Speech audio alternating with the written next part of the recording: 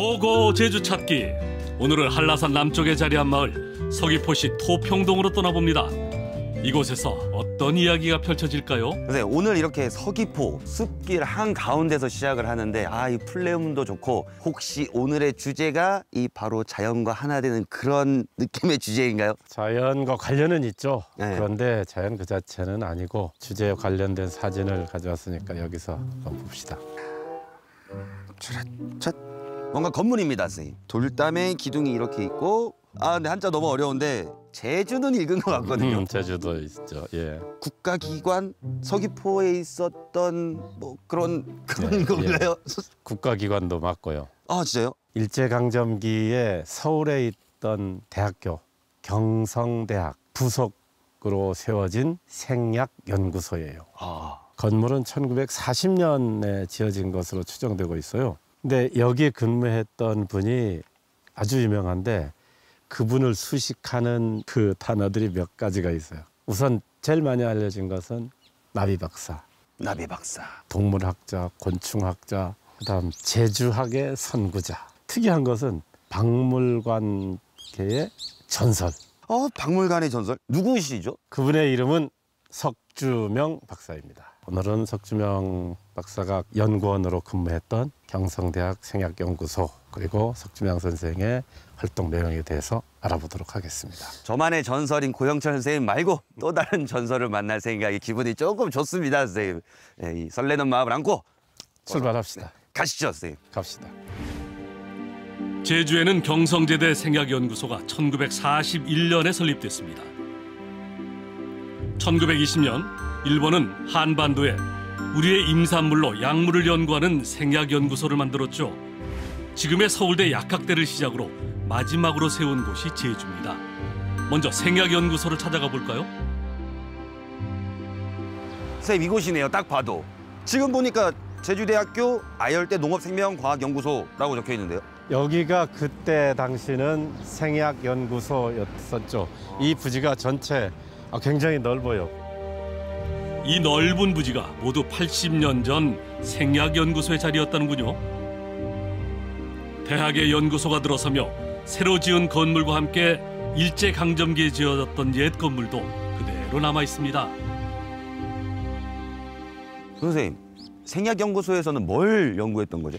여기 생약연구소가 지어진 시기가 일제 말기죠. 1940년이니까 주로 뭘 연구했느냐 하면은 약재가 되는 식물들을 연구하고, 나무 중에서도 초피나무나 비자나무 이런 걸 가지고 구충제를 만들고, 근데 나무 말고 제충국이라는 풀도 있는데 그걸로도 구충제를 만들었다는 기록들이 있죠. 제주도에서는 그런 일들을 했는데, 같은 시기에 육지에서는 뭘 연구했을까? 거기서는 홍삼, 산삼, 산삼, 인삼, 딱 몸에 좋은 자양강장제 연구를 하지 않았을까요? 그 인삼 연구한 것은 맞아요. 미국에까지 인삼을 팔았거든요. 선여삼이라는 인삼도 연구하고, 아무튼 인삼 연구를 굉장히 많이 했어요, 육지에서는. 선생님이 연구라는 게 좋은 거긴 한데 이 인삼조차도 일본이 가져가려고 연구를 한 거잖아요. 이 날도 더운데 좀 열이 받습니다, 선생님. 일본 나쁩니다. 그 진정 좀 하고 네, 저쪽에 가면 좀 시원할 거예요. 생약연구소 건물 보러 갑시다. 가시죠. 네.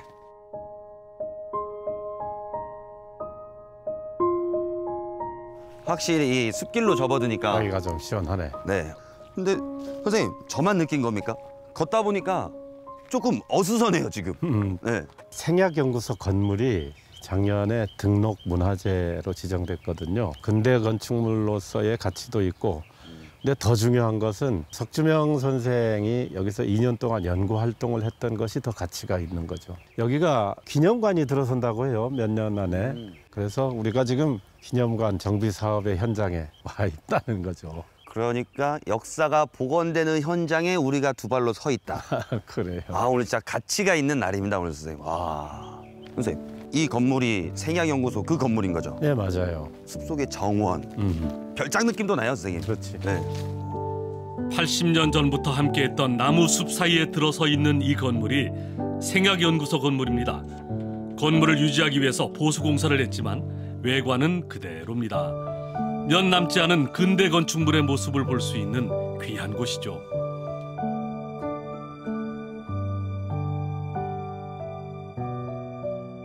이 건물하면 석주명 선생님을 빼놓을 수 없다고 하셨는데 과연 석주명 선생님은 어떤 분이십니까?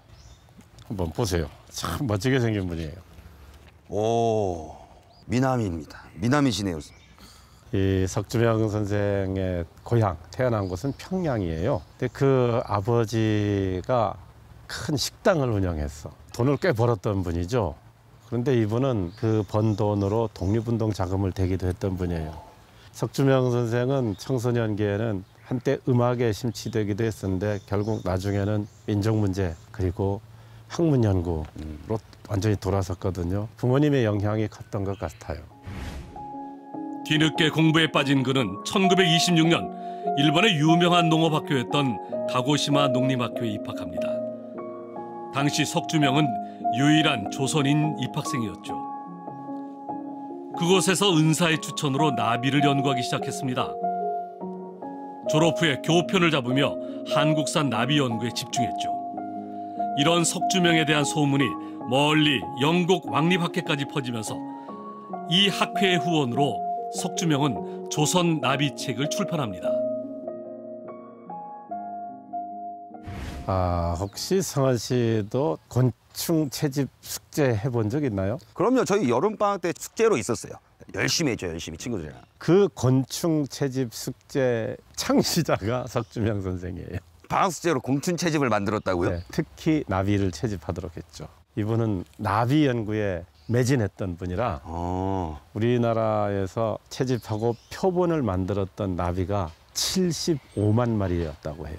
숙제로 받은 것도 이제 표본을 만들었겠지만은 스스로도 엄청나게 많이 돌아다녔어요. 800개 종의 나비 학명이 잘못됐다고 해서 바로잡았고 250개 정도의 조선산 나비를 정리하기도 했어요. 와, 대단하신 분이네요. 근데 그거 하는데 7년 걸렸다고 하거든요. 평생을 다 사용하신 게 아니라 7년이요? 아니 뭐 지금처럼 자동차가 많이 다니는 것도 아니고 전국 팔도를 다니시려면은 시간적인 여유가 없으셨을 텐데. 대단히 학구적이고 열정적이고 그런 분이었어요.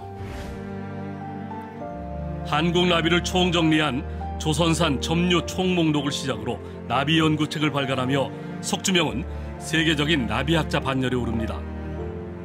특히 석주명은 새로운 나비를 발견할 때마다 우리말로 된 이름을 지어주기도 했죠. 굴뚝나비, 봄처녀나비 등 우리말 나비가 탄생했습니다. 이후 경성대대에서 촉탁연구원으로 일하며 나비를 연구하던 그는 1943년 제주 생약연구소에 부임합니다. 이곳이 석주명이 2년 동안 연구했던 장소죠. 석주명 선생님이 원체 뛰어나시니까 일본이 이 연구소의 연구원 자리로 앉힌 거잖아요. 근데 선생님 스스로도 거부할 수 있잖아요. 일본을 위한 연구는 하지 않는다. 그냥 순수하게 학문만을 생각했다면 자기가 일본에서 배운 대로 했겠죠. 근데 이분은 생물 분류를 우리식으로 바꾼 거예요. 만약 이분이 그런 일을 하지 않았다고 하면은 지금도 생물 분류라든지 이쪽 분야의 관행이 일본을 그대로 따라가고 있을 것이다. 이걸 다 한국식으로 바꿔놨기 때문에 다시 우리 학문이 된 거죠. 진정한 선구자의 역할을 하신 거네요. 와, 대단하시다. 민족의식이 있는 학자였다는 말이죠. 석주명은 자신의 자리에서 자신의 방법으로 일본과 싸웠던 거죠. 평생을 나비 연구만 하던 그가 제주학의 선구자로 기억되는 이유는 무엇일까요? 선생님, 아까 석주명 선생님은 제주학의 선구자라고 설명을 해주셨잖아요. 근데 어떻게 나비 박사가 제주학까지 연구를 하게 된 거죠? 나비 채집을 위해서 전국을 엄청나게 돌아다녔잖아요. 이쪽 지역하고 이쪽 지역하고 문화가 다르다는 것을 깨닫게 됐죠. 여기서 2년 동안 근무하면서 제주의 문화에 대해서 다시 공부를 한 거예요. 맨 처음에 그렇게 해서 책을 하나 냈어요. 책도 내셨어요? 네, 제주 방언집이에요. 제주 방언이라고 하는 건 요즘은 그런 말 잘 안 쓰죠. 지금은 제주어. 제주어. 그 제주어라는 용어도 석주명 선생이 처음 썼어요. 근데 또 있어요. 또요? 제주의 봄에 피는 들판 가득히 피는 꽃. 유채꽃이죠. 유채꽃도 석주명 선생이 맨 처음 가지고 왔어요. 유채꽃까지 제주도에 가지고 오셨으니 진짜 제주학의 선구자, 그런 호칭이 붙는 거네요. 네, 그렇죠. 제주도에서 산 기간은 별로 길지 않지만 제2의 고향처럼 여기고 살았대요. 제주의 풍속과 언어에 조선의 옛 모습이 남아있다는 것을 깨달은 석주명은 진정한 한국의 모습은 제주에서 찾아야 한다고 생각합니다. 때문에 2년 동안 제주의 자연은 물론이고 언어와 풍습에 대한 연구를 이어갔죠. 그 결과 제주 방언집 등 제주도 총서를 남깁니다. 이것이 지금의 제주학의 초석이 된 거죠. 짧은 시간 제주의 참모습을 봤던 학자 석주명. 연구소 인근에는 그를 기리는 흉상이 설치되어 있습니다. 오늘 선생님의 설명을 듣지 않았더라면 이 흉상이 왜 여기 있는지, 그리고 석주명 선생님도 모르고 지날 뻔했습니다, 선생님. 근데 석주명 선생님이 제주도에서 2년 지내시고 그 이후로는 어떤 활동을 더 하셨죠? 나비는 물론 인문학도 같이 연구하면서 요즘 말로 하면 통합학자라고 해야 될 것 같아요. 그분이 생애가 아주 짧아요. 그때 뭐 전쟁이 한창 때니까 국립과학관도 다 부서졌어요. 재건을 위해서 그 관계된 사람들이 회의를 했어. 참석하기 위해서 가는 길이었죠. 근데 마침 거기 군인들이 있었는데 자기는 군인으로서 뭐 이렇게 싸우는데 양복기병 다니는 사람이 안 입굽게 보였는지 인민군소자라고 하면서 총을 쏘려고 하는 거야. 나는 공산당이 아니고 난 나비 연구하는 석주명이라는 사람이요 라고 그렇게 확실히 자기를 밝히는데도 나비나 북한군이나 다 버러지 같은 건 마찬가지지 하면서 쏴버린 거예요. 그냥 돌아가셨어요. 그냥 그 자리에서요? 이렇게 안타깝게 돌아가실 수가 있나요? 정말 허망하게 돌아가셨어요. 그런데 그분이 죽음이 그렇게 허망한 것처럼 여기도 허망하게 거의 방치돼 있었거든요. 생약연구소도 등록문화재로 지정이 됐고 네. 그걸 근거로 해서 기념관도 생긴다고 하니까 앞으로 석주명 선생의 업적이 많이 드러날 수 있게 돼서 참 기분이 좋습니다. 많은 사람들이 와서 관람하고 그 업적을 느낄 수 있으면 좋겠어요. 전쟁으로 석주명이 남긴 많은 자료가 소실됐지만 그의 여동생이 피난길에도 석주명의 연구 자료를 지킨 끝에 오늘날까지 그의 업적이 이어질 수 있었죠. 식민지 시절 또 전쟁이 이어지던 그 시절 근대 생물학 정립에 한 획을 그었던 나비 박사이자 제주학의 선구자 석주명. 실록이 우거지는 이 계절 나비처럼 제주에 왔다 간 석주명을 떠올려 봅니다.